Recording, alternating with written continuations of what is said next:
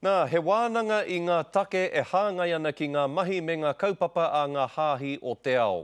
Kuia te pūtake o te hui e whakahaerehia ana ki roto o Rotorua.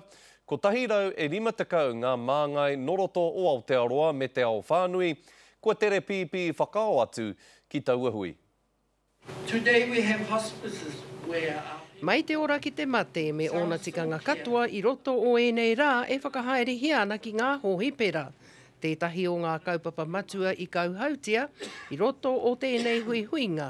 I ngā wā I mua I te pūha mai mātou I Ngāti Porou, te nuinga o ngā tūroro pēne, nā mātou kuia pake ke nā rātou tieki.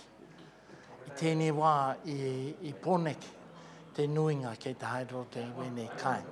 Ka hari te hunga nei e whakaronga I ki ngā huatanga e pānei ki tāu te maru. Mahi te wā ka hinga te tangata I roto I ngā hohipera, tae te wā tatake ki te mate. This is something that we anticipate to look into diverse ways of caring for people. Mai rāno ko te mahi a ngā minita o ngā hāhi, he awhi I ngā whānau o te hunga e tūrorohi ana. Nā reira, he tika tonu ki ata whaitia rātau me ā rātau mahi. Ana ko ngā minita te hunga e tiaki nei, haria ki te marae, ka tuku atu te karaki ia rā. Ka haere tonu tēnei huihuinga, pae noa ki te paraire e tū mai nei. Ko Hinerangi Goodman, mō te karere.